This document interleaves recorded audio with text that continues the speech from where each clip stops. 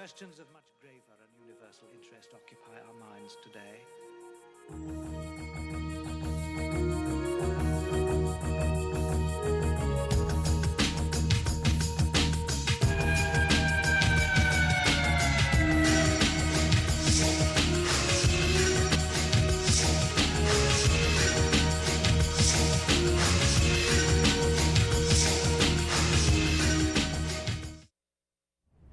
Hello, my name is Lieutenant Eric Schein. I'm a graduate of the United States Merchant Marine Academy at Kings Point in New York. I graduated in 1991.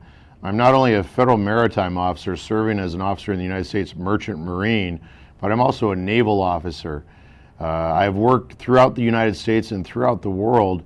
And many of the things that I have noticed, I am here today to talk to you about briefly in the next half hour. One of the issues is not only the Coast Guard, how it started in the middle of World War I, but the issues and ties to royalty and old world Europe and what is going on right now here in the United States and why it may feel like we're living under King George III once again. If you start to take a closer look, not only at the Coast Guard, but individuals like Ronald Reagan was knighted by the Queen of England. George Herbert Walker Bush was knighted by the Queen of England. Henry Kissinger, knighted by the Queen of England. Alan Greenspan, knighted by the Queen of England. Rudy Giuliani, Mr. 9/11, knighted by the Queen of England. Other individuals like Colin Powell, the Dark Knight, as some call him, not only in a biblical sense or from Nostradamus, but also because of what he has been involved in. He was the individual who sat on the documents for the My Lai massacre from Vietnam. Also individuals like Schwarzkopf, General Schwarzkopf, was also knighted by the Queen of England. You don't get knighted as a peace prize. Being knighted is a war prize. And it is a war prize for carrying out warfare, economic or otherwise, against a sovereign nation state and its people. Much of this has been going on here in the United States by agents and agents provocateurs of the ancient and old world royal families, Habsburg being one that comes to mind, and being one of the central families in much of what is going on. The First Admiral of the U.S. Coast Guard was also knighted, not by the Queen of England at the time, this is in the early 1900s, but the King of England. So you have the first U.S. Coast Guard Commandant, and think of that name or term, Commandant. We used to pay very close watch upon and be very vigilant upon the names and titles that we used for our leaders.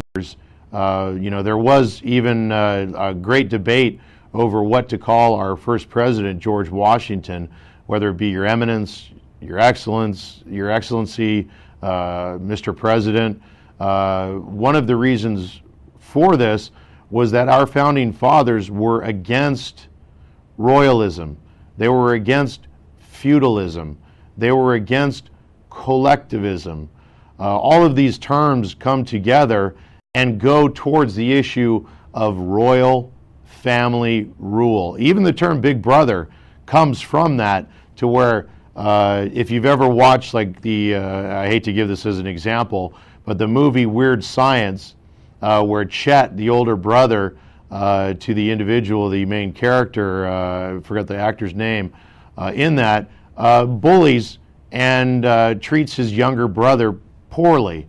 That term Big Brother comes from our old roots, the lineage from Europe and even Asia and other places, the royal dynasties, the royal families, those who have used their position and privilege to make their families and their heir apparents, who take on other family names, extremely wealthy. And they're very protective of their power, not just in Europe, but here in the United States. And the market instruments that helped marry the European Union together from the European Economic Community and devolved into eventually the European Union, the very same tactics are being used here in the United States, not only to take Canada down as a sovereign nation state and take the United States down as a sovereign nation state and democratic republic, but also Mexico and much of Central and South America, to marry them through market agreements. And this is how our first, the colonies first became a quote-unquote nation, was through market instruments and or security instruments. The issue at hand, many may agree that this sounds like a good thing for Canada, the United States, and Mexico to be married together as one large super state, that we can have common and shared interests both in national security and even civil defense. But this is not about that. This is about enslavement. This is about losing your legal rights and having rights as a subject that are granted to you, not that are inalienable, that are God-given by whatever God you use to or choose to quote-unquote worship. These issues are much larger than that. Here in the United States, we own and control, just through the Department of Defense, and this is one small asset, the DoD owns 66 million acres worldwide. If the lights to the Republic are turned off and there is no more United States in name and it becomes the North American Union, that 66 million acres, the individual who turns off the lights to the so-called Republic gets to decide who gets that 66 million acres. And it's not just the 66 million acres as to the land and property itself, it's what sits on it, as in timber, water, the creatures that roam around upon it, like deer or other, I would say livestock or other creatures, whether we can eat them or preserve them, whether it be in a natural park or national park or a natural park. But also it goes to the issues of the natural resources below this property, 66 million acres, and also the economic access to other markets that this 66 million acres is next to. But this land has untold, it's worth hundreds of trillions of dollars, gold, coal, water, oil, silver, copper, uranium, and other minerals, other resources and assets that are, to a large extent, just like our own National Strategic Oil Reserve, that has close to 700 million barrels in it or more. And think about that, about the price of a barrel of oil today. We'll throw out the price of $150. It's fluctuating on almost a daily basis right now. Times that by 700 million barrels, trillions of dollars that are sitting within the National Strategic Oil Reserve, that is not only supposed to be a military asset, but a strategic economic asset, so that in times of emergency like now, where we have $4 to $5 a gallon gasoline, that can be released into the economy to lower the price of energy products, fuel and more, diesel also, gasoline. These are the issues that people need to give closer scrutiny to, and who are carrying on these games with the markets themselves, because much of everything that is going on now has been carried on before, not only in World War I and World War II and also the Great Depression. The market is being manipulated, not only oil and gasoline, but to the point of the issues of quote-unquote global warming.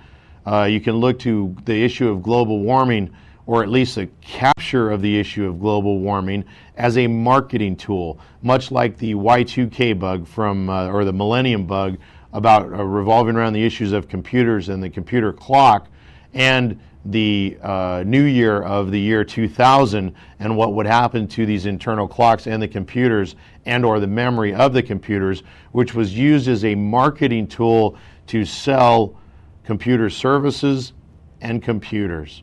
And it's fear and terror. And Roosevelt had a very good, and many people think that Roosevelt was a quote-unquote traitor to his class, traitor to the elite. But when you start to look into many of the things that Roosevelt did himself, they were not as beneficial to, and even mirrored many of the things that went on in Germany back in the 1920s, 1930s, and into the 1940s. Social Security number and Social Security card.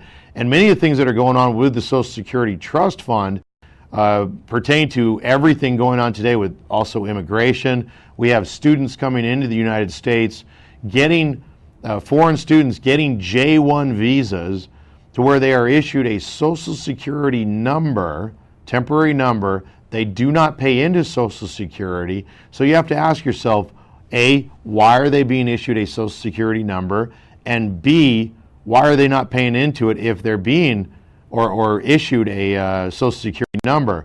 And the reason for that I put forth to you is to raid the Social Security Trust Fund, to set up these dummy account numbers so that other individuals, because every time these students come into the United States, they have to get a new SS temporary number issued to them, Social Security number issued to them when they come in. They're only supposed to work during the summer months, but they're getting good paying jobs in restaurants as waiters and waitresses and other positions coming in from Ireland, Scotland, England, the European Union, Asian countries, South America, and more. And they're taking away first right of refusal on jobs here in the United States by American citizens, which I find to be problematic at best. And some of these things, you know, Carol C. Lamb is one of the 8 or 9 U.S. attorneys that was recently fired about a year and a half ago.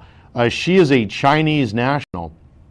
She was born and raised up to the age of about 8 or 10 in China. She emigrated to the United States, but she was involved with many of the Medicare scandal. She was supposedly investigating it, but I feel to some extent there's much more going on there with her involvement in the Medicare scams that Senate Majority Leader Bill Frist was involved in.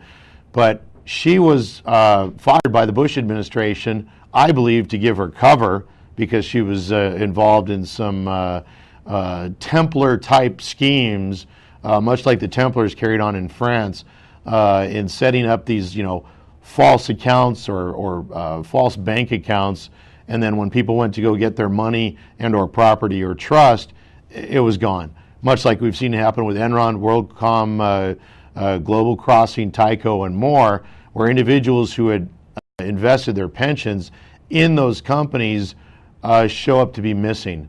And the CEO, who, if you do a check on many of these individuals, have very close ties to foreign countries, to foreign nations, and even to foreign royal powers, foreign royal families. Many say that George W. Bush, and his father, George Herbert Walker Bush, have the DNA or the lineage of Queen Elizabeth. They also say that Queen Elizabeth has the ties to the Habsburg families from not just Germany, but the German states. You can look to even, you know, it's been back and forth over time. Switzerland, Poland, Russia, and Eastern Europe, and Germany broke up sections of Poland over time, and it made its way back, and it's changed over time, as well as Switzerland, Lithuania, Czechoslovakia. Many of these countries are now gone or been absorbed. Prussia, which became the driving force for what became Germany, which was carried out under Bismarck. Many of these ancient royal families, and you can look to what's going on here in the United States. We have a governor of California who has dual citizenship with Austria. He will not denounce his citizenship. He may be a vice presidential or presidential candidate. Many have paired him up with, and he's been on the cover of, I believe it was Time magazine, with a skull and bones type belt buckle with his hand around Mayor Bloomberg from New York. When you start to look at what is going on, we have Michael Chertoff, who is the Secretary of Homeland Security, who has dual citizenship with Israel.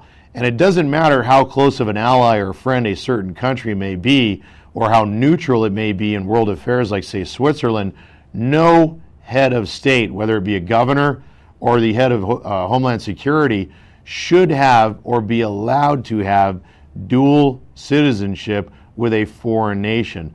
This issue of globalism, of internationalism, is not, it's about restoring royal, feudal rule to where 95 to 90% of us are serfs and or peasants or subjects, to where we have no God-given or inalienable rights. The ancient beliefs and or edicts from Babylon and Assyria and Samaria and Phoenicia, that even a king, where we have no kings here, we are all sovereigns, we are all kings and or queens here in the United States. We took the Magna Carta and put it in the hands of every individual here, not just the hands of princes and barons, to where the ancients from these cultures believed that a king who could not make good on his debt could be and should be forced into slavery to repay on his debt. And you've seen the changes here in the bankruptcy laws in the United States to where an individual does not, and these were one of the foundational issues in our Constitution, was the issue of bankruptcy, and it goes into usury and more, to where now individuals are being corralled, shepherded into bankruptcy trustee holding pens, to where they offer up or have to give up much of their life's earnings for years to finally realize that they are never going to be let out of and be able to be discharged from and obtain a bankruptcy and get a fresh start. These changes in the laws have been pushed by corporations like Citibank.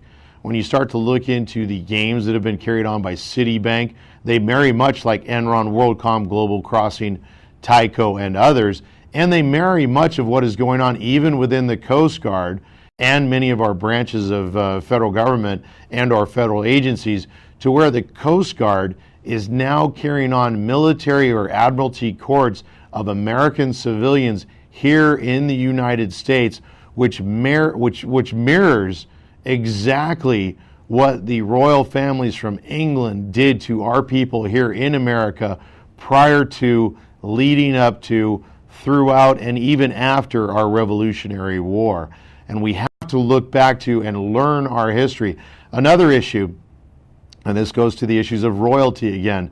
The 14th Amendment, I believe it was originally supposed to be the Titles of Nobility Act. And this went to, and our founding fathers were very adamant about this, that it was included in our state and federal constitutions, that no titles of nobility should be granted or given or accepted by anyone here in the United States, because that is how much our founding fathers detested the thought of self-appointed royal families who used position and power and authority to lord themselves over others.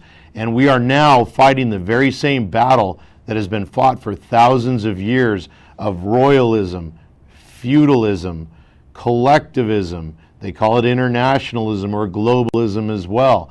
And this is being carried out by the agents of these royal families who wish to once again subject us all to their privy councils, to their star chambers, where an individual's life can be summed up.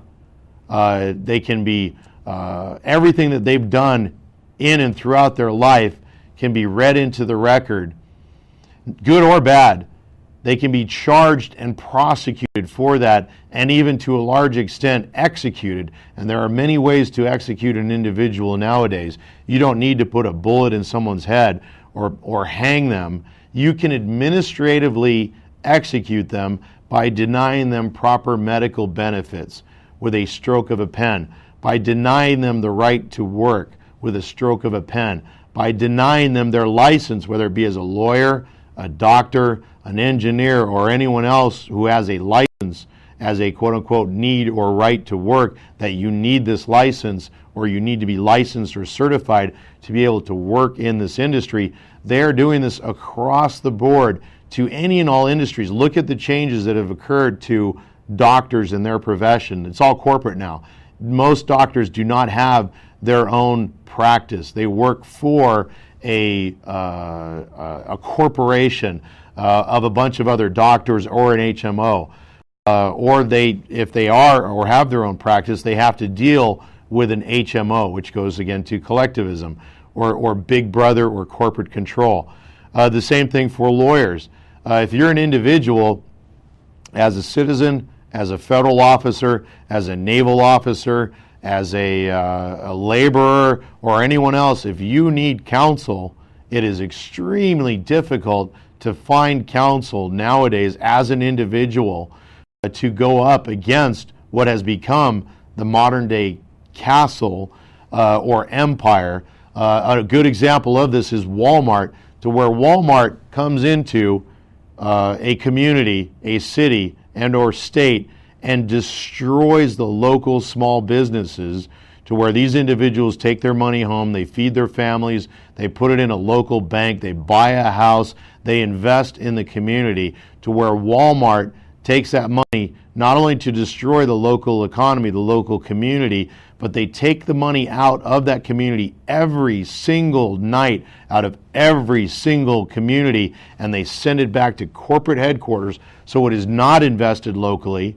They pay their employees dirt wages to where they cannot afford to even buy their own products. This is slavery. This is indentured servitude. This is what many, if not most, Americans came to America, helped found this country to get away from, to start something new, to be that beacon on the hill. And now we are falling to this system of royalism, where you have individuals like Congressman Duncan Hunter, former Congressman Duncan Hunter, who was just recently running for presidential office as a Republican presidential candidate against McCain, to where he wanted to set up his son to take over his congressional seat. That is royalism. That is feudalism. That is not and should not be accepted here in the United States. Another example of this is Stephen Gyllenhaal. His son and daughter, Jake and Maggie, you've probably seen The Dark Knight, Batman. Maggie Gyllenhaal is the love interest of Two-Face and or Bruce Wayne from Bruce Wayne's childhood, as the story goes. Jake and Maggie are the heir apparents to Stephen Gyllenhaal, who is and has been ennobled, made a noble by the Swedish crown family. And you start to look at other places like Liechtenstein. There's been a recent report by a technician or a bureaucrat or technocrat in Liechtenstein, to where many American government individuals, elected officials and executive officers from the executive branch and judicial officers and others have been moving money out of the United States into private accounts in Liechtenstein. Liechtenstein is a monarchy. It is one of the last remaining full functioning monarchies in the world. And if you look on a world map where it is, it goes to Switzerland, Austria, Bavaria, Germany, and more. And you look to corporations like T-Mobile, where T stands for telecom with a K, and it is a German corporation. This is not about a fair and level playing field. This is not about globalization. This is not about internationalism. This is about feudalism and royal family rule.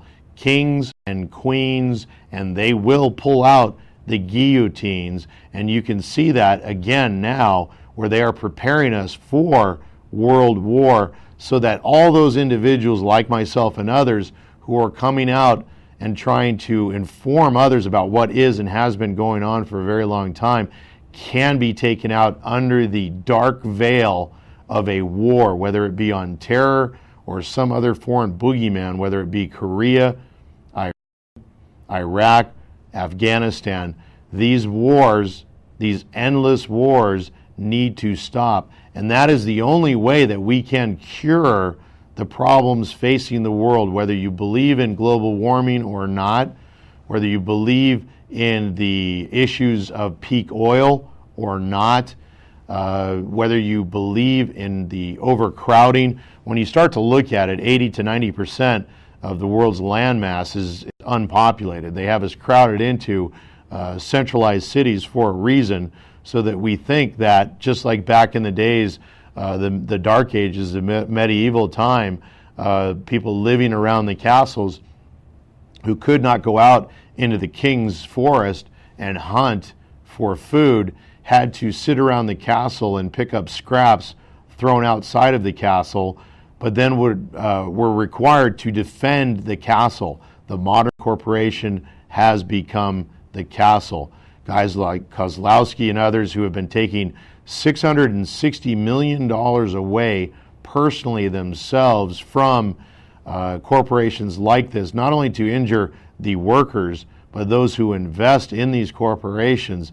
This needs to stop, and people need to understand more fully what is going on and not stick their head in the sand and start to confront it wherever it raises its ugly head, and start to stand for not just energy independence, but independence as put forth by our founding fathers in the Declaration of Independence for the United States as a republic, as a democratic republic, a hybrid that was put forth and shown very strongly in our third, fourth, fifth, and sixth presidents who served 2 terms each as members of the Democratic Republican Party when they were one and the same. Thank you, and I ask you give these matters serious consideration and start to act and think upon and confront these royal families. Thank you.